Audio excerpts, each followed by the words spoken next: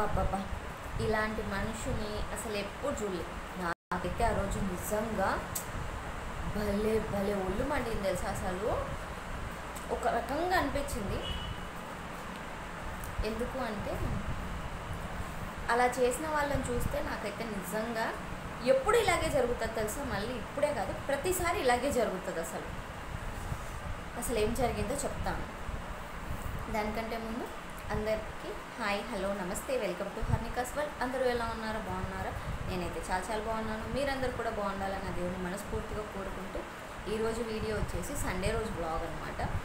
Sunday రోజు అసలు ఏమైందంటే దానికి 2 days ముందు నుంచి మేము సాటర్డే వరకు ప్లానింగ్ వేసుకుంటూ ఉన్నాము. ఏంటంటే సండే మా మామయ్య వాళ్ళ ఇంటికి వెళ్ళాలి, కొల్లూరుకి. మీ అందరికీ తెలిసిందే కదా, మా హస్బెండ్ వాళ్ళ నాన్నగారికి. ఎవరికైనా తెలియకపోయి ఉంటే కొల్లూరులో మా అత్తమ్మ మామయ్య ఉంటారు. అలాగే నా వీడియోస్ చూస్తూ ఉంటే ప్లీజ్ లైక్ చేసి సబ్స్క్రైబ్ చేసుకో. వెళ్దాం అనుకుంటూ ఉంటే మేము 5 members ఉన్నామనుకోండి, మేము బైక్ మీద వెళ్ళిపోతాము. కానీ అమ్మ నాన్న కూడా ఉన్నారు కదా, అంటే పర్టికులర్గా వాళ్ళు ఆగిందే అందుకోసం. పండగకి వచ్చారు కదా, మొన్న దసరాకు వచ్చారు. మామయ్య అడిగాడంట ఇంతకుముందు కూడా 2-3 సార్లు. చాలా ఇయర్స్ అవుతుంది వాళ్ళు చూసుకోకంటే. నిజామాబాద్ మామయ్య వాళ్ళు నిజామాబాద్ వెళ్ళిపోయినప్పుడు కరోనా టైంలో వెళ్ళిపోయారు. దానికి ముందు మమ్మీ వాళ్ళు ఊరు వెళ్ళిపోయారు.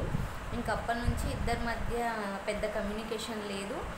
ఇంకా మమ్మీ వాళ్ళు అయితే నిజామాబాద్ వెళ్ళిపోయాక ఇంకా చాలా రోజుల నుంచి అయితే లేదు, రేర్గా కలుస్తారు. ఇంకా కొల్లూరుకి వచ్చినాక ఇంక ఇక్కడే ఉన్నారు కదా, వచ్చినప్పుడు తీసుకురారా, వస్తలేరా అత్తమ్మ మామయ్య ఇంటికి వస్తలేరా అని అడుగుతున్నారు. మిమ్మల్ని చూడాలంటున్నారు మామయ్య అత్తమ్మ, బాగా కలవరిస్తున్నా నాన్న అంటే సరే వెళ్దాము అనుకున్నారు. సరే మీరు ముగ్గురు వెళ్ళండి అంటే నువ్వు రావా అని మా మమ్మీను బావ ఇద్దరు అడుగుతూ ఉండే. ఇంకా అదేంటి నెక్స్ట్ డే, ఈరోజు సండే అంటే నెక్స్ట్ డే పిల్లలకి స్కూల్ రీఓపెన్ అనమాట. ఇంకా ఈ టైంలో ఊరు వెళ్తే అలసిపోతాం కదా, ఇంకా వెంటనే అంటే ఆల్రెడీ వచ్చి అప్పుడు రెస్ట్ తీసుకుంటే బాగుంటుంది కానీ వెంటనే ఎందుకు, చాలా లాంగ్ కదా, వద్దులే మీరు వెళ్ళిరండి అంటే రావాలి అన్నారు.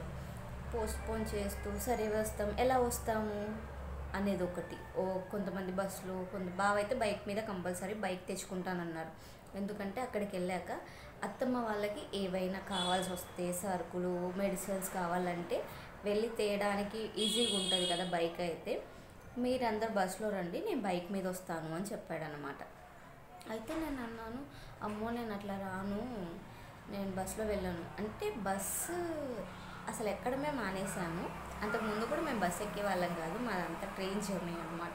ఎంతమందికి మీలో పుష్పుల్ ట్రైన్ తెలుసు అన్నది కామెంట్ చేయండి. మేము పుష్పుల్కి వెళ్ళేవాళ్ళం. అక్కడ నుంచి ఒక్క 1/2 hour బస్సులో కూర్చుంటే మేము ఆ ప్లేస్కి రీచ్ అయిపోయేవాళ్ళం. ట్రైన్ జర్నీ ఎక్కువ చేసేవాళ్ళం. దానివల్ల ఇంకా పెళ్ళయ్యాకైతే జర్నీ అయిపోయింది. అసలు జర్నీ స్టాప్. ఇంకా పిల్లలకైతే అసలు జర్నీ చేయడమే మానేశాను నేను. అందుకోసం నేను వెళ్ళానంటే నీకు బాగా ఎక్కువ అవుతుంది, ఏం కాదు అన్నారు. ఇంకా ఫైనలీ అటు ఇటు కొంచెం అలిగి సరేలే అని చెప్పి ఫైనలీ ఓకే చేశాం. ఓకే అందరం వెళ్ళిపోదామని చెప్పి చికెన్ తెచ్చాడు. అంటే రేపు సండే వెళ్ళాలంటే సండే రోజు పొద్దున 5 అట్లా, మ్యాక్సిమం 7కి 5 కల్లా లేచి 7 కల్లా బయలుదేరితే మళ్ళీ ఈవినింగ్ 5-6 వరకు రిటర్న్ వస్తాం. వాళ్ళకి చాలాసేపు ఉన్నట్టు ఉంటుంది కదా అని చెప్పాడనమాట. సరే అని చెప్పి నైట్ ఆ రోజు సాటర్డే మా కర్మానికి లేట్ అయిపోయింది చూడు బావకి. ఆయన 9కి వచ్చాడు. ఇంకా నేను చికెన్ తేడా అనుకున్నాను, ఎందుకంటే ఆల్మోస్ట్ చికెన్ షాప్స్ క్లోజ్ అయిపోయి ఉంటాయి కదా అనుకున్నాను. తీసుకొచ్చాడు. ఇంకా వాష్ చేసి నేను పెట్టుకున్నాను. వాష్ చేస్తున్న ఫోన్ మా బావకి, ఆయన ఎక్స్పెక్ట్ చేయలేదంట అసలు ఆ విషయము. ఫోన్ వచ్చింది, డ్యూటీ ఉంది నీకు. ఆయన అమ్మ నాకు రేపు డ్యూటీ ఉంది. నాకైతే మీరు నమ్మరు, పల్లె ఒళ్ళు మండింది అసలు. అదేంటి ఎందుకు డ్యూటీ అంటే ఖమ్మం వెళ్ళాలి. వాళ్ళు వెళ్తారు కదా, సండే నీకు లీవ్ కదా అని నేను అడిగా. సండే లీవే కదా, నీ లీవ్ నువ్వు తీసుకోవచ్చు కదా అంటే లేదు చిన్న పార్టీ ఉందంట, సార్ ఏం ఫోర్స్ చేయలేరు నన్ను, కానీ వెళ్ళాలి, నేనే వస్తానని చెప్పాను. అదేంటి మీ సార్ పర్లేదు అన్నా, నువ్వెందుకు వస్తానని చెప్పడం, అసలు నీకెందుకు అంత జాలి హృదయం అన్న కోపం వచ్చింది. తర్వాతకి లేదు పార్టీ కదా మళ్ళీ సార్ ఒక్క డ్రైవ్ నీకున్నంత కన్సర్న్ సార్కి నీ పైన ఉంటుందా? మీరు ఎవరైనా చెప్పండి, ఉంటుందా ఎవరికైనా? ఉండదు కదా. సరే అన్నాడు, ఆయన వెళ్ళిపోతా అన్నాడు. సరే మరి చికెన్ తెచ్చావు మామయ్య కన్నా వెళ్దామన్నావు, మరి ఎట్లా అంటే నువ్వు వెళ్ళిపో మమ్మీ వాళ్ళని తీసుకుని. అంటే నువ్వు వస్తేనే దారి తెలియదురా నాయన నేను మొత్తుకుంటుంటే నువ్వు మధ్యలో మమ్మీ వాళ్ళని వేసుకొని నువ్వు వెళ్ళిపో అంటే నా ముఖానికి తెలియదు. నేను పోయి ఆడ ఆగమైతే ఆగదు కాదు, కానీ సేపు స్పెండ్ చేయాల్సి వస్తుంది. మీకు తెలుసా రోడ్ పైకి వెళ్తే నాకు అసలు పనిచేయదు. మీరు నమ్ముతారో లేరో కానీ అసలు ఏదో ఒక పిచ్చి దానిలాగా అయిపోతాను నేను. అసలు అర్థమే కాదు రోడ్ పైకి వెళ్ళిందంటే. రోడ్ క్రాసింగ్లు, బస్సులు, ఎండ, జనాలు ఎక్కువ ఉంటే నా వల్ల కాదు. ఫస్ట్ థింగ్ అది, జనాలు ఎక్కువ ఉంటే నాకు బ్రీతింగ్ ఆడదు, అసలు ఏమీ తోచదు, ఏమీ అర్థం కాదన్నమాట. అలా ఉంటుంది నా పరిస్థితి. సో అందుకే లేదు నేను వెళ్ళను అని చెప్పాను. సరే అని చెప్పి ఇంకా వెళ్ళానంటే అత్తమ్మకు ఫోన్ చేసి, అమ్మ నువ్వు రేపు పొద్దున్నే వచ్చేయు, నాకు ఇలా నేనే వద్దాం అనుకున్నా కానీ అత్తమ్మ మామయ్య తీసుకొని వద్దాం అనుకున్నా కానీ నాకు డ్యూటీ పడింది, సో నేను వెళ్ళాలి, నువ్వు పొద్దున్నే వచ్చి వంట చేస్తుంది, నువ్వు తీసుకొని వెళ్ళు, నాన్నకి అత్తమ్మ మామయ్య తీసుకొని వెళ్ళు, నేను సాయంత్రము మళ్ళీ వాళ్ళని బస్సు ఎక్కించి వాళ్ళు ఇటు వస్తారు అని చెప్పాడు.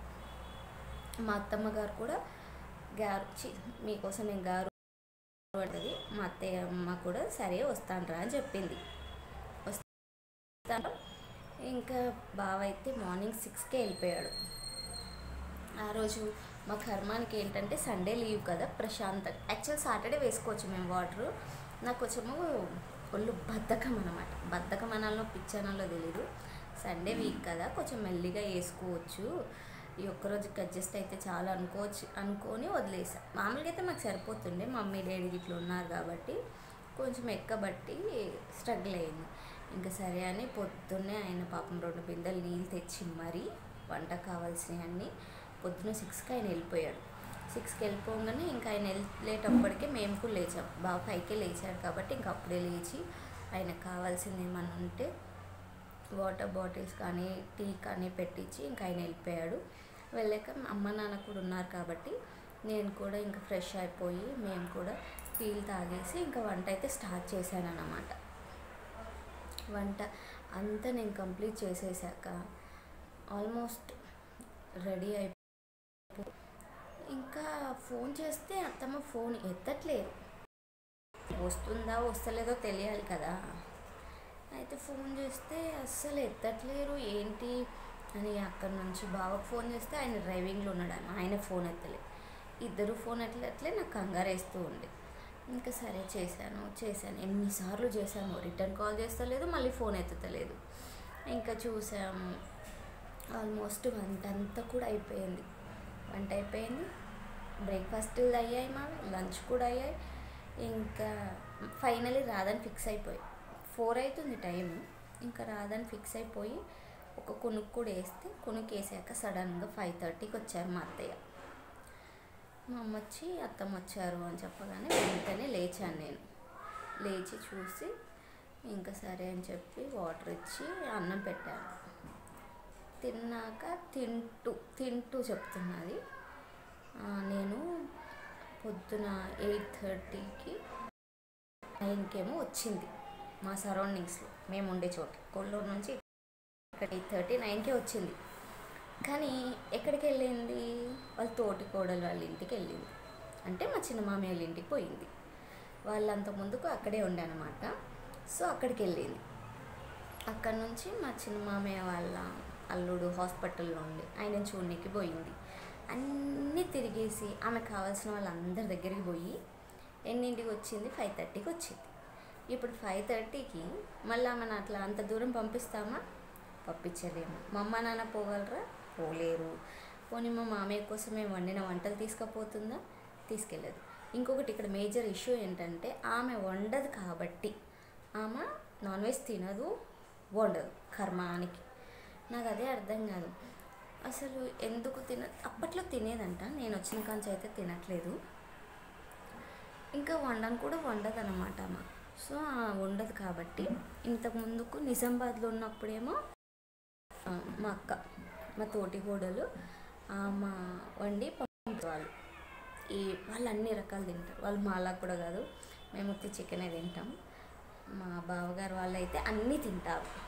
ఫిష్, బోటి అన్నీ అంటే మళ్ళీ రకరకాలుగా అనుకునేరు. ఫిష్, బోటి, మటను, కాళ్ళు, చికెను ఇలా అన్నీ తింటారు. పాపం ఏం వండుకున్నా పంపించేవాళ్ళు. మా మామయ్య బాగా తింటారు. ఫుడ్ని వేస్ట్ చేయాలి ఇలా అలా అని ఏం ఉండదు. ఆయన అన్నీ తింటాడు, మంచిగా తింటాడు. అలాంటి ఆయనకి ఈమె వండి పెట్టదు. సో మాకెప్పుడో కుదిరినప్పుడు అనుకున్నప్పుడు మా ఆయనకి సడన్గా డ్యూటీ పడింది, వచ్చి తీసుకుపోమంటే తీసుకుపోలే. బాధ ఎక్కడ వేసిందంటే ఇక్కడే వేసింది.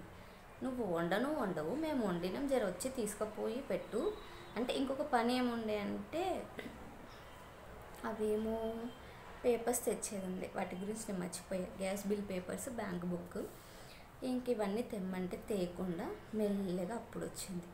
ఇంకా అప్పుడు వస్తే కోపం వచ్చింది. నేను లాస్ట్ టైం కూడా ఒక వీడియో చేసాను.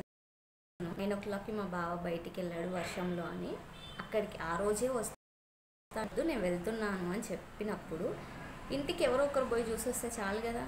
చాలదా? మీరేమన్నారు? ఇప్పుడు మా బావ ఉన్నాడు, మా బావ వెళ్తే చాలదా? నేను కూడా వెళ్ళి చూడాలా, నా పిల్లలు కూడా వెళ్ళి చూడాలా?